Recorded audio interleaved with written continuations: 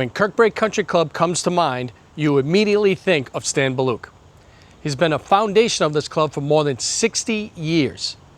Recently, we spoke with longtime colleagues and friends Mike Bradshaw and Chris Bohack about Stan's impact at Kirkbrae. Oh, he's everything here. I mean, you know, what year is this? 2025. I think he's been here since 1963 or 64, right? I mean, he was the head golf pro here for 40 years, 42 years before me, and now he's been here another 20 years now since he retired. And, you know, I mean, we've got a tournament. The biggest event we run of the year is next weekend, the Baluik tournament, named after him. And, you know, he's got a sign behind the 10th tee, and he's here. You know, he's the ultimate pros pro. He was a great player back in the day. I think he won every state open but Massachusetts in New England. Played in a bunch of PGA championships way back in the day as well, and then was great with the members here. Still great with the members here, and he's loved by everybody. After first serving as Stan's assistant, Mike Bradshaw became the head pro. I would say one thing that Stan really drilled into all of us, and myself and Bo. I mean, Bo's been here even longer than I have, working outside, and it was always, you know, you're friendly to everybody, and you really try to make everybody feel like you're paying attention to what they're doing, you know. And he used to be, you know, down on the range constantly. A lot more, I guess, before. He wasn't teaching a lot by the time I got here, but he was an exceptional teacher back in the 70s, 80s, and 90s. And a lot of people talk about the lessons that they've had with him over the years. And, you know, he's going to be 90 in 2 months, and he's still got a good eye for it. You know, he hasn't played much the last 4 or 5 years, but if you kind of talk golf and talk swing with him, he still knows what he's talking about. You know, there was no launch monitors back then. There was no technology. It was just, you saw what you saw, and you tried to help the player. And I think it's kind of a dying breed in some respects, because in golf we're so reliant on numbers and tech and spin rates and stuff like that. And back then it was just, you saw what the player was doing, you saw what the ball flight was doing, and you tried to help them out as much as they could. Chris Bohack has been at Kirkbrae for 47 years and enjoys telling stories about Stan. Bo, no one here at Kirkbrae probably knows Stan as long as you have. And just what does he mean to you? What does he mean to this club? He's the foundation of the club. There's just no question about it. This club was built on Stan Belaluke. There is not, in 55 years of the golf business, you won't find one person that says a bad word about Stan Belaluke. He is top notch all the way, and this club is built on him. What kind of things have you learned over the years from him? Just dealing. In 50 years, I never saw him get upset. Yeah. And I totaled 3 carts when I was a caddy, and I never saw the man angry. He just treated everyone with a smile. His way with people and the way he treats people, it should be its own course of the PGA. He's just that good. He's just that good a people person. He just treated everyone with respect, and honestly, he's just a great human being, honestly. You wrecked only 3 carts, and he never got mad. 3 he knows about. 3 he knows about. And the first one was the first day I ever met him. Yeah. 4 days big guest. I'm 12 years old, and we had old 3-wheel Yamaha golf carts. That's how far back I go. So my golfer tells me to pull it backwards, and there was a stone wall behind me where our old putting green was. So I got in, and I hit the pedal and floored it backwards, fiberglass, clubs, everything. And Stan walks out of the pro shop and he says, "Hey, kid, Seekonk Speedway is that way." And he walked back in the shop. That was my first conversation. And that was it. And from there on, it was a 50-year, just the best. Mike Bradshaw has his own stories about Stan. You know, I grew up here. I first came to Kirkbrae in 1990 or 91. I was 14, 15 years old as a caddy, and you know, it was always a younger caddy. You saw this big red and white Wilson bag go out all the time, and you never really got to touch it, and it was like, had this kind of aura to it. Wow, that's Stan's bag, that's the pros bag. And it was always really cool. I can remember probably my second or third year caddying, when you actually get the caddy for the pro back then, and it was like, I remember the first 3 holes I couldn't even talk.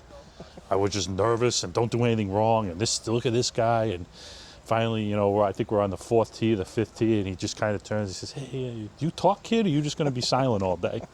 And that was it.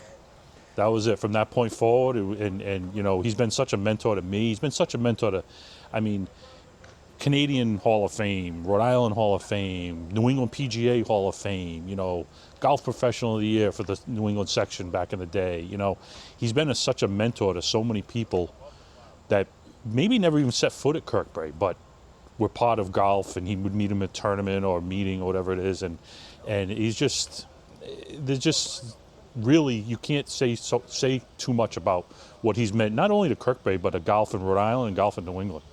We had the pleasure of sitting down with Stan recently and asking him what Kirkbrae Country Club means to him. My whole life was there. You know, I came here in '63 and retired 42 years later. There's a story I'd like to tell you about this club, how great this club is. When I retired at 70, my wife had a problem with cancer, so I decided to retire. And the club was very generous and gave me a 4-year contract with a moderate salary plus health care. And after the 4 years, I thought I would ask the club for another year. So I approached Carl Leese, who was president at the time. I said, "Carl, you think I can extend my contract for another year?" He says, "Well, I'll take it up with the board and I'll let you know in a couple of weeks." Yep. A couple of weeks go by. Carl approaches me and says, "Stan, I've got some good news and some bad news." I said, "What's the bad news?" "Well, the board would like you to be here 3 months or 4 months of the summer to promote Kirkbrae." I said, "Well, I'm going to be here anyways." So he came back, going back to Carl. Carl said, "I got some good news and bad news." And the bad news was I have to be here part of the summer. And the good news, they would give me a contract for the rest of my life. And I almost fainted. I said, "I can't believe this, you know." But the big thing, I don't think they knew I was going to live this long. What was it like for you to go from playing professional hockey and then making the decision to come here and become a golf professional? Yeah. Well, I was approached by the owner. His name was Nelson Church. He owned this property, and he knew I was a golf pro in Canada, so he gave me an offer that I really couldn't refuse. I had 2 jobs at the time, and he offered me more money. Yeah. So I took the job, and it worked out well. I mean, we had some problems in the early years. We had rock parties. The whole golf course had rocks all over the place. It took us at least 2 years to clear all the rocks out. Oh. And that was about it. Well, we had a lot of changes here over the years. When I first came here, this was just like a cow pasture, really. And what it is today, it's hard to believe what's happened over the years. Yeah. 42 years I've been here. It's unbelievable. What's your low round here? My low round is 66. 66. Yeah, it's the lowest round I ever had. At one time, I very seldom played over par, especially on this golf course, because I knew it at the back of my hand, every hole. And my downfall was I wasn't very good with the short putter, but I could hit it, and I could hit good irons, but I was a little nervous when I got on the greens. All right, so what's your favorite hole then? I mean, obviously the golf course has changed over the years, but what do you think your favorite hole is? Well, I think my favorite hole would probably be 18. Yeah. You know, they're 2 good finishing holes, 17 and 18, but 18 is a good hole. Yeah. You have to hit a good drive, and the green is a little tricky. Yeah. Stan turns 90 on October 5th, and Kirkbrae will hold its annual 2-day member tournament in his honor.